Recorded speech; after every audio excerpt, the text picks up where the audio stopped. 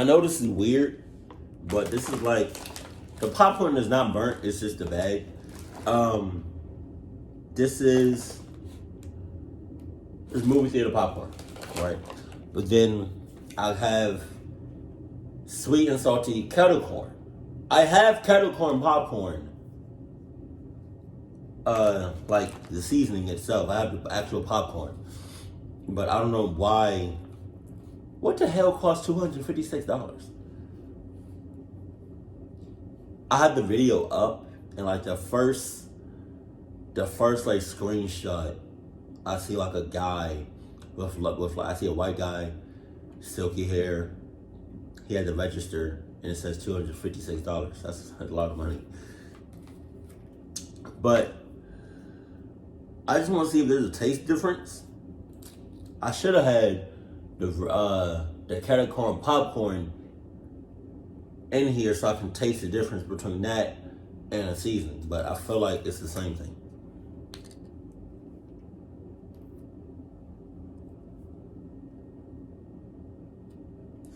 I'm sorry, you guys. I'm going to be doing some sniffing in this video. It is that season. Oh my god. Kettle corn don't really have a smell to it. But it tastes good though. Hold on.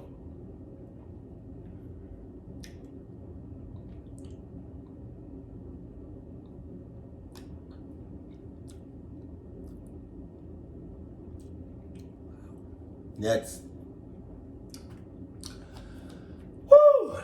strong. Okay.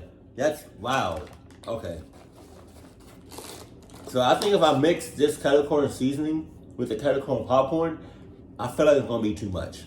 But nevertheless, let's get to it. Get them seasonings in there. Right. Wow. Yes. I don't know if I can see it, but hope you got your snacks, your Cutter Buddy, and your Adidas. I trust that you do. I trust that you do. I need to bring back the what's the names? I need to bring back the how you say?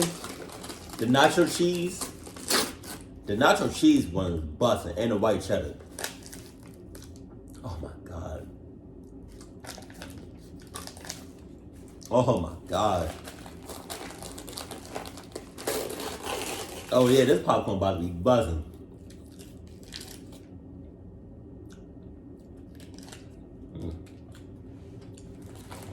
Oh my god. Damn, I wish y'all could taste this. Oh my god. Let's go. Sup, dough. Christmas is a time of year to be happy, merry, and joyful. I'm saying. At least for most people. I love spreading cheer to family and friends on Christmas. My joyful mood usually translates to my coworkers as well. I work in customer service, which many people know can be a nightmare at Christmas time, so it helps to try and stay upbeat. Well, on this specific Christmas Eve, customers were doing some final Christmas shopping before Christmas Day. Sus. Right at the end of my shift, I cashed out a pretty normal-looking guy. I would say the average height range of like 5'7" and maybe 150 pounds. He had parted black hair, glasses, and was probably in his mid-40s. He was buying some fairly normal stuff and not really anything Christmas-related. The whole interaction was mostly friendly until the very end when I said something I now wish I didn't say. I ended our transaction by saying in my bubbly voice, "Thank you, sir, and have a happy holiday." He stopped and turned back to me and said, "What did you just say?" I responded nervously and semi-confused, "Have a happy holiday?" He stormed back to my register and screamed at the top of his lungs, "It's Merry Christmas." Okay. I backed away in a slight panic and just said, "Okay, sir, I'm sorry."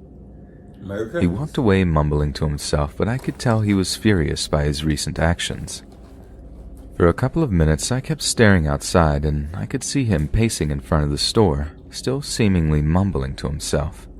A few people actually came into the store and said that there was someone outside talking about Christmas and Jesus' birthday. Wow. I began to panic, thinking this guy was going to come into the store again or wait until I got out and try to follow me home or something. Nah. Well, luckily for me, my boyfriend worked at the same store, and he was driving us to my mom's house for a Christmas Eve party at the end of the night. We left shortly after 6, and at first I was relieved when I didn't see the man outside. We were almost to my boyfriend's car when we saw the man running after us from the side of the store. Oh my God. Oh my God. He is assing. Oh my God. Oh my God. That's scary. Like, yo, can you imagine? You just outside. You just walking, minding your own business. You just so happen to turn your head to the left or to the right.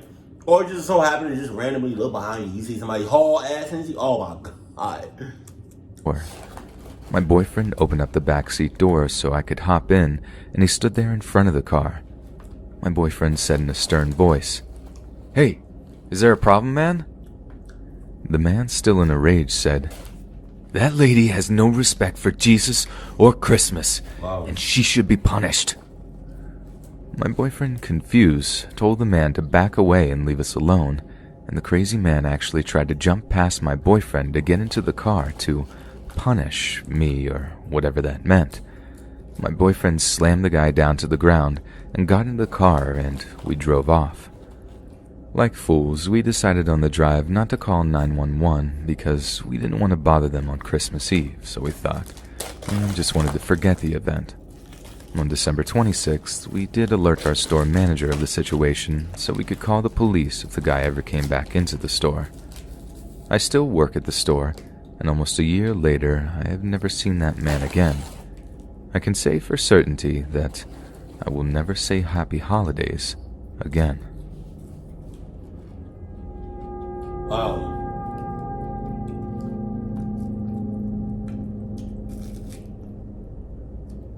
I love Christmas. It has always been a great day to spend with my family, and call me cheesy, but I really just enjoy the spirit of the day. My whole family and I had just finished a beautiful Christmas dinner, and most of my family went into the living room to wait for me to exchange presents. Christmas Day was when we did presents with grandparents and cousins. I was in the kitchen washing dishes with my brother Jake and cousin Teresa. While I was washing dishes, I looked out the window and thought I noticed somebody out by my shed.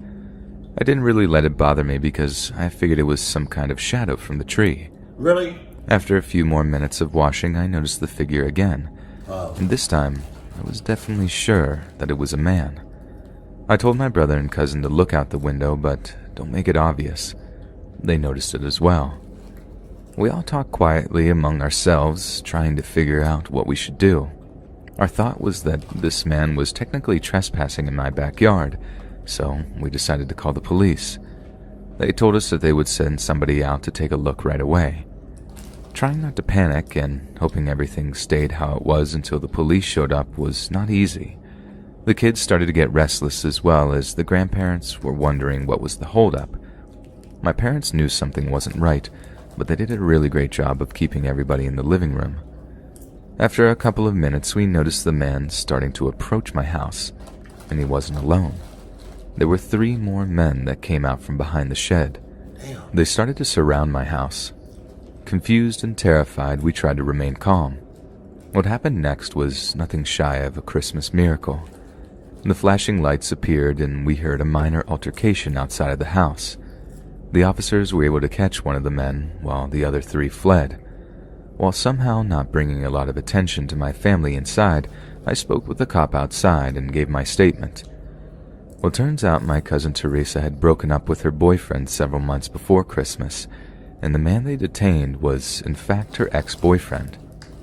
Teresa had started seeing somebody new, and this man figured the new boyfriend would be at the house for the Christmas party.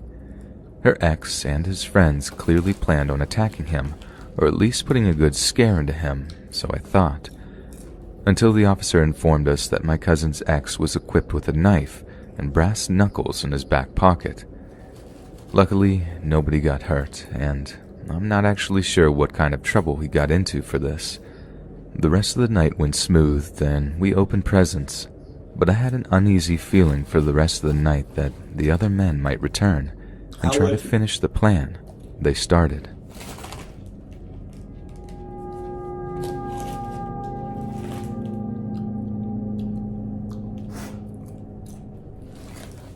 Being the father of 2 small children, Christmas Eve is usually a very early night for my family because the kids wake me up around 6 a.m. for Santa's presents. Wow. At about 10 p.m., I got into bed with my wife and started to fall asleep. Shortly after this, I was jolted awake by our doorbell. I jumped out of bed and ran down the stairs, more angry than anything else that some idiot rang my doorbell on Christmas Eve after 11 p.m. with 2 small children asleep. Without even thinking, I opened the door and said, "What do you want?" It was an old man with a dirty black... Okay, so a couple of things wrong with this scene right here. 1, you got out of bed. 2,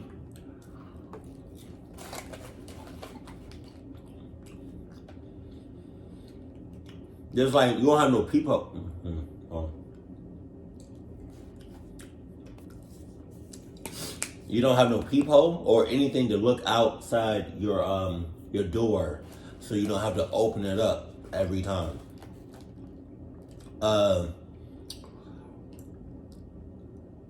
And then now you open the door.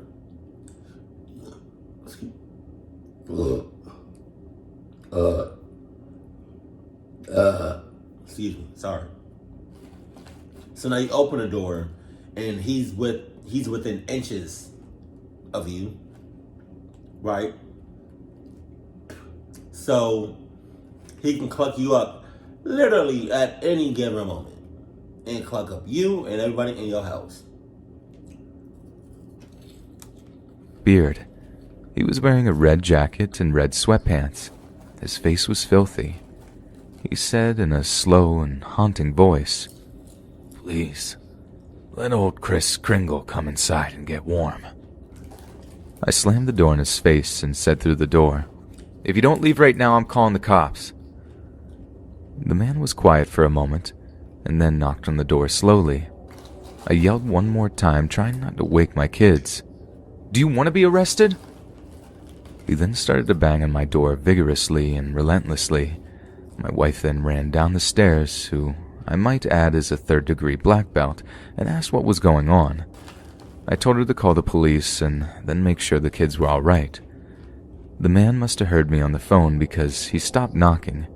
I could hear him muffled through the door say, "Merry Christmas to all, and to all a good night." And then he laughed as he walked away. After feeling a slight moment of relief thinking this ordeal was over, I decided to wait at the front door until the police showed up. A cop showed up several minutes later, and I explained the situation to him. He stated that he had no other calls or similar reports like this tonight, and that's when we heard my wife scream from the kids' room. The police officer headed up the stairs first, with me right behind him. The man was trying to break into the window where my daughters slept. The cop immediately tased and arrested the man, who just kept saying, "Don't worry, I'm Santa Claus," over and over again. The situation was never really explained to me. Apparently he was just a homeless man who was wandering around. The cops said that he may have been possibly on something. Either way, I never sleep quite right on Christmas anymore. Yeah, I wouldn't either. You got all that. First, let me say I come from a somewhat unconventional family. Okay. We are all a little weird or wacky in our own way. Sometimes we get along great, and sometimes not so much.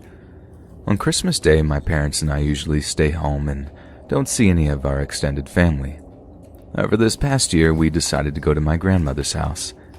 This is a little different because my grandmother and I have a very rocky relationship with one another. I have overheard my dad mentioning stories about my grandmother and my now deceased grandfather that bordered on child abuse.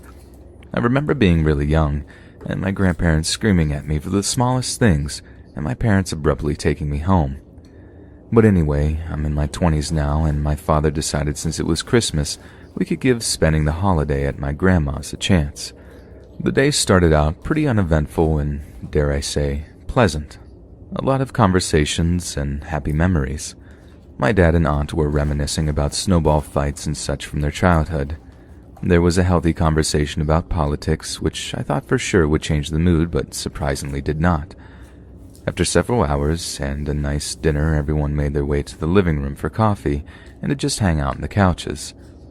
I left my coffee on the kitchen table and made my way to the back of the house where the only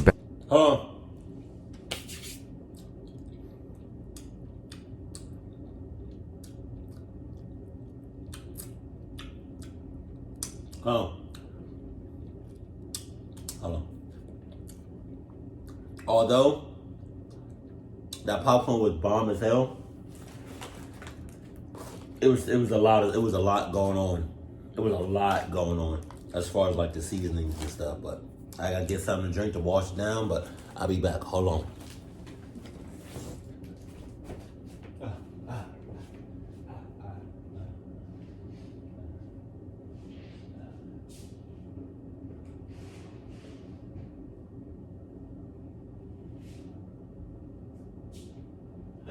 Oh, right here. Hold on.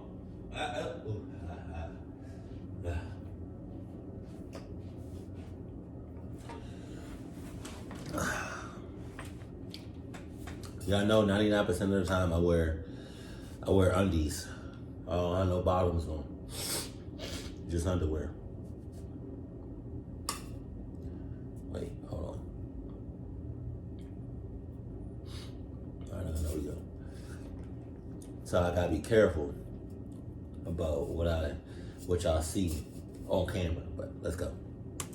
bathroom was. I washed my hands, fixed my shirt, and walked out of the bathroom. When I walked into the hallway, I was greeted by my grandma, who was just standing there staring at me. Sus? I said, "Hi, what's going on?" And I tried to keep walking, but she wouldn't move. Now this is a narrow hallway, and you're only fitting one across. "Excuse me, please," I said, semi-annoyed, yet still she did not budge at all. Finally, she spoke up and said, "What do you think you're doing?" What? She sounded nervous and almost a little angry. Why you size me up? "I was just going to the bathroom," I said, starting to get uneasy about the entire situation. She started to poke my chest and said, "Where is he?" At this point, I was beyond confused. I told her I had no clue what she was talking about. Where's who? I finally shoved past her and started to make my way down the long hallway. That's when it happened. I heard her scream like a banshee and chase me down the hall.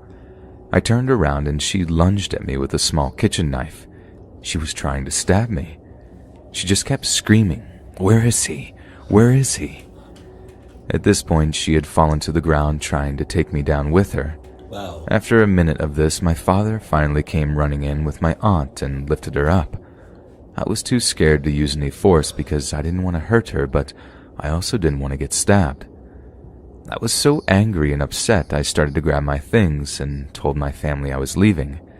As I made my way toward the door, she walked back into the living room and said in a calm voice, "Oh, where are you going? You haven't even finished your coffee." Man, what? I just left and didn't even respond. This woman, my grandmother, tried to stab me, and I still have no idea why.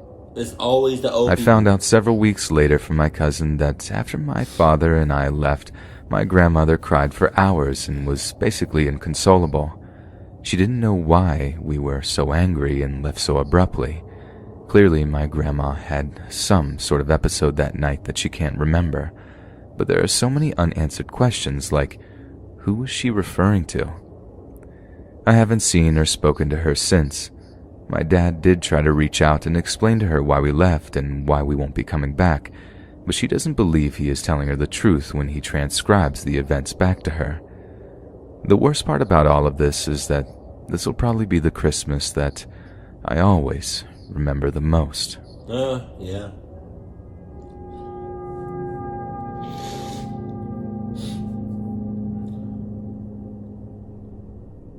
This is a short story that happened to me approximately 3 to 4 years ago. Right. I used to work for a charitable company that would distribute presents to families or individuals in need during the holiday time. Okay. For the most part, I loved this job. It Okay. paid decently well and was incredibly rewarding. But on this one specific Christmas Eve, it was enough for me to never want to do something like this again. Okay. I usually worked or traveled with another associate named Jose, but since it was Christmas Eve and it was our last stop, I told him I would go alone, and he could go home to his wife and enjoy what was left of the holiday. It was about 5 p.m., so it was getting pretty dark as I made my way toward the recipient's house. I arrived and went up to the door with a big tote of presents all wrapped and ready to be distributed as they pleased. A man answered the door in pajama pants and a skin-tight sleeveless shirt. The guy was overweight and clearly did not take care of himself. He looked like he hadn't shaved or showered in weeks. Jesus. I said to him in my still bubbly voice, "Hi, I'm Jamie, and I'm here to drop off the presents." He stared at me and smiled with his yellow, unbrushed teeth. He looked right at me and said, "Wow, you sure are pretty," Oh my God. which freaked me out a little bit. I just awkwardly smiled and said, "Thanks." He then said, "Honey, I have a lot of trouble with my back and I can't lift these presents. Will you please bring them into my living room for me?" That's tough. Like a fool, I complied, as this wasn't an uncommon request to bring the presents in the home for those receiving them. I walked in, and the man shut the door behind me. I walked slowly in his near-pitch-black house. When I noticed in the few seconds of being in this house was that there were no signs of children, Christmas decorations, or anything that even looked remotely festive. I turned around to ask him where I was going, and that's when I noticed him. He was hunched over and staring at me like I was a piece of meat, basically salivating. He started to approach me and put his arms out like he was going for an embrace or a hug. More creeped out than I've ever been in my entire life, I decided the answer was to just run away. I dropped the presents there and ran to the door. He locked it behind me. The knob was locked, and so was the chain. I quickly was able to get them undone and out of the house without any further incident. I got into my car and called my supervisor and explained the situation to him. What he told me next made my eyes fill up with tears. I had mixed up 2 of the numbers in my GPS when I set out for the house. I was on the wrong block and clearly at the wrong house. The guy wasn't expecting presents and played along to get me into his house. Wow. I have no idea what his intentions were and am thankful nothing else happened. Running through the scenario in my head makes me wonder how I was able to undo the locks before he grabbed me or made a move towards the door. However, his pause in action or change of heart may have very well saved my life. Wow. The traumatizing events of this story happened to me several years ago. This is the first time I'm sharing my story publicly in hopes it may help others who read it. At the time, I was a mother of a 4-year-old daughter. Her name is Juniper, and she is my entire life. The day of these events, my husband was at work, so I decided to do some Christmas shopping at the mall. On the way in, Juniper saw Santa sitting in the middle of the atrium and began jumping because I assumed she associated Santa with presents. Oh my God. We decided to get into line, even though it was long. We could get a picture and she could tell Santa He literally looks like the other Santa Claus that we just saw a couple stories ago. Wow. what she wanted for Christmas. When it was finally Juniper's chance to sit on his lap, I immediately felt uncomfortable. I didn't like the way he was staring at her. His eyes were big and looked as if though he had been on something. She sat there for a moment and told the man what she wanted as I watched, filled with anxiety. After about 2 minutes, he got her off his lap and winked goodbye to her and said Merry Christmas. Happy this ordeal was over, we did the little bit of shopping we had to do and pressed on through the day. While I was browsing around one of the clothing stores, I looked up and thought I noticed the mall Santa sitting outside of the store we were in. Not taking any chances, I grabbed Juniper and walked out of the other entrance of the store.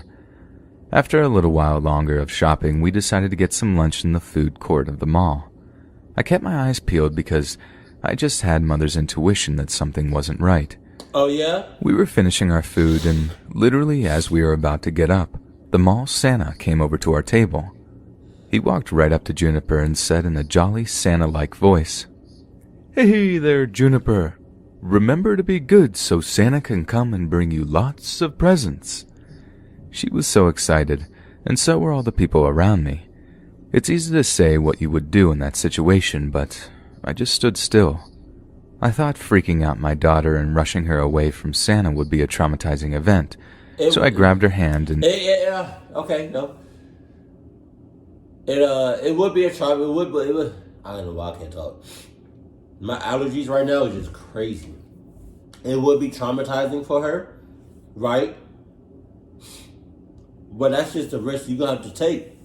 You know what I mean? Like you can't wait any longer than what you already have to tell her about the cluckness and the red flags and the cluck flags and all that. Like, you have to tell her now. I know you haven't told her before, like she was younger. You have to tell her now. Grab her and haul ass.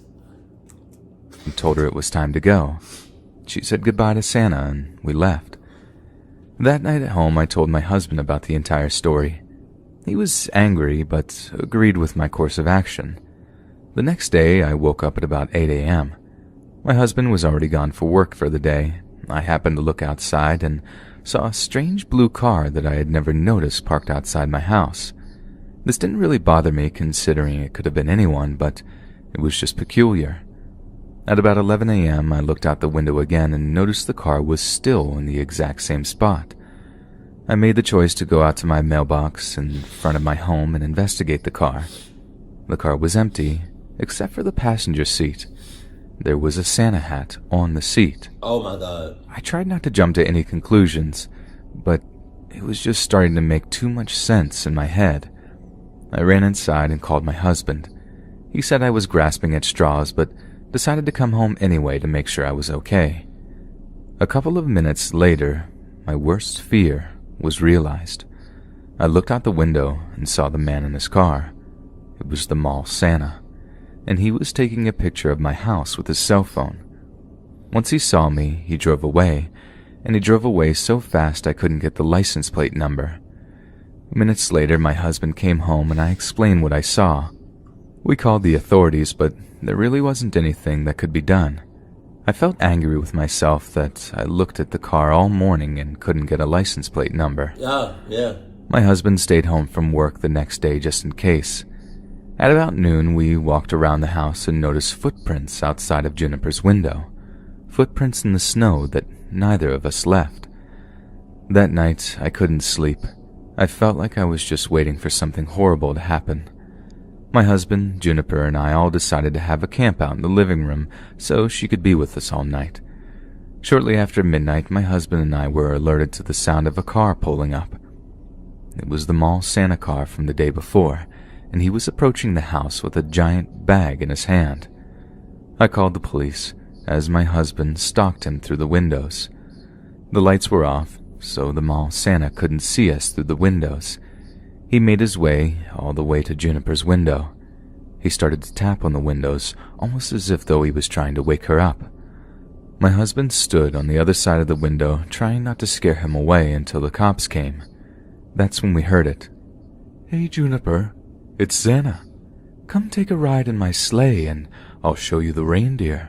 Oh my God. Praying that the cops would show up any minute, I sat in the fetal position, not knowing if this lunatic had a gun or any other weapon. He kept tapping and whispering, "It's me, Santa." Finally, the cops showed up, and when we heard the sirens out front, my husband jumped out the window and tackled the mall Santa. My husband yelled for the cops, and the cops detained the man. He didn't have any weapons on him, but his car did have duct tape and rope. It gives me nightmares to this day, thinking of that horrible situation and what could have happened.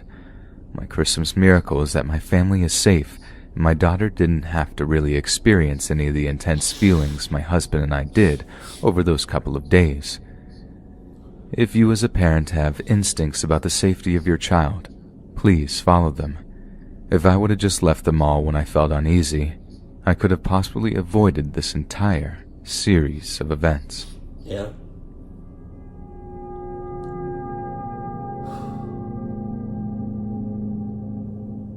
Big ass forehead. This happened 2 years ago, but I always think about it. Every Christmas Eve, we spend the evening at my grandparents' house where we have a feast and swap presents with cousins, all the people we won't be with on Christmas morning. It was a merry and festive evening, and spirits were high, if not a little worn out, on our way home. Pulling into our driveway, we instantly felt something was off. The corner of our house decoration lights were hanging haphazardly free of the roof, and something else we couldn't quite pinpoint right away. Luckily, the kids were already asleep from the soothing dark car ride, so we sat in the driveway, the motor off and ticking as it starts to cool. Did we leave that many lights on inside? My husband asked me, because he would never. He is a stickler for turning out lights before we leave. I'm saying. I shook my head no. The Christmas tree was the only thing we left on. But now there was a soft glow from the windows at two ends of the house. One being the primary living room area toward the front where we were, and the other the window at the left side of the house, the hallway by our bedroom, and it slightly lit the side yard between our house and the neighbor. We both agreed that it looked like someone was or had been in our home. Call the cops. Stay in the car with the doors locked.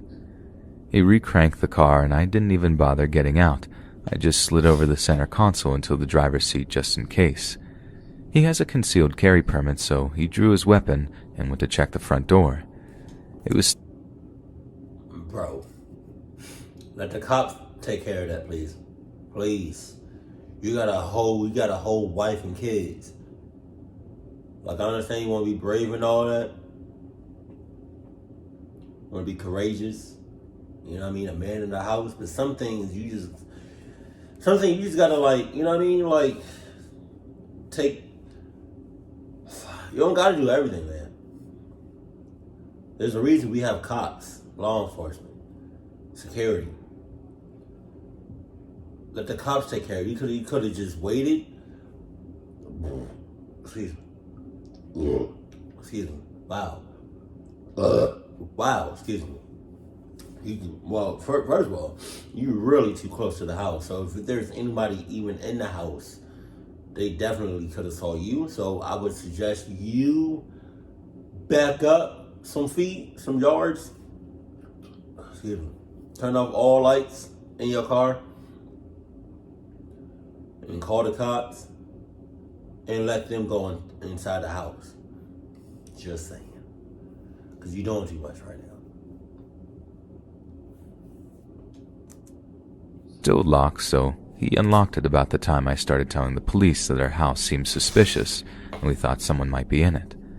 They, of course, said that we should wait outside, but I knew that there was no use in telling my husband that, as he was already starting inside and flicking on more lights. It was nerve-wracking to sit there and watch the open front door spilling light onto the lawn.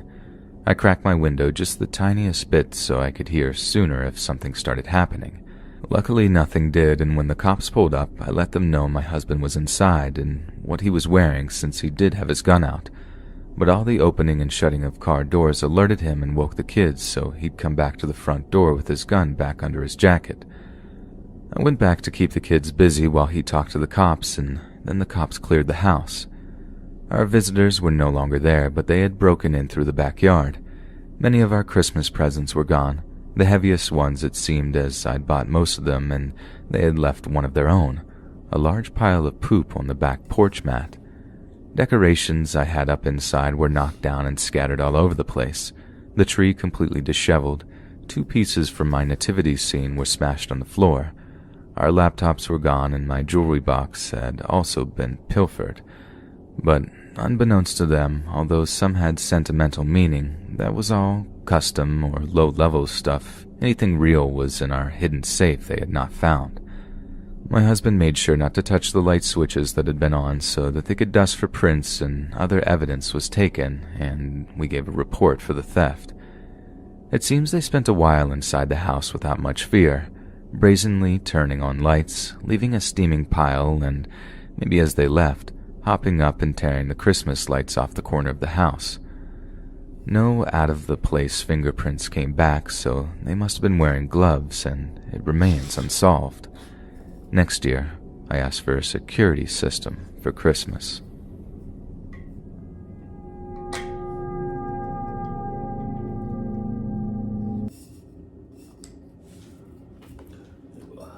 What was the name of this? Seven Winter. Okay. As far as I'm concerned, I have never had any Christmas related horror stories or clock stories. And yeah, as far as I can remember, but for the most part, 9 times out of 10, my holidays has been great. Fortunately, I said that right. But I can't speak for everybody. So if there's a what's the name? If there's a clock story that has happened to you on the holidays, let me know that in the comment section below. But some of these stories in this throughout these videos that we just seen, some of these are head asses, cluck asses, cluckies.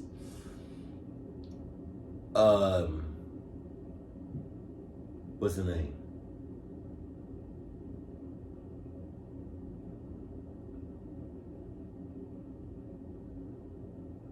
How you say? Oh, what story was that? Was it this one? Oh no. Okay, it was a other video.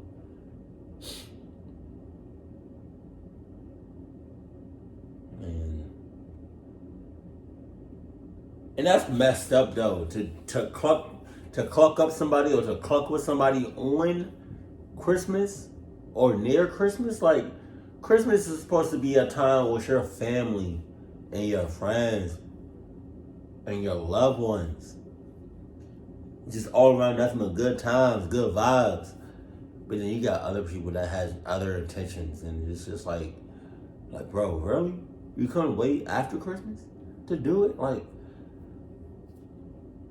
Christmas is my favorite time out of the whole year. It just always puts me in a good mood, which is why most of the time I have Christmas lights up, even when it's not Christmas or even close to Christmas. But yeah, Christmas time is my favorite time out of the year. Let me know if you feel the same way, and let me comment below what you think your favorite holiday is or favorite time of the year is in the comment section below. Keep it cool, keep it classy, and I love you. Stay happy. My favorite.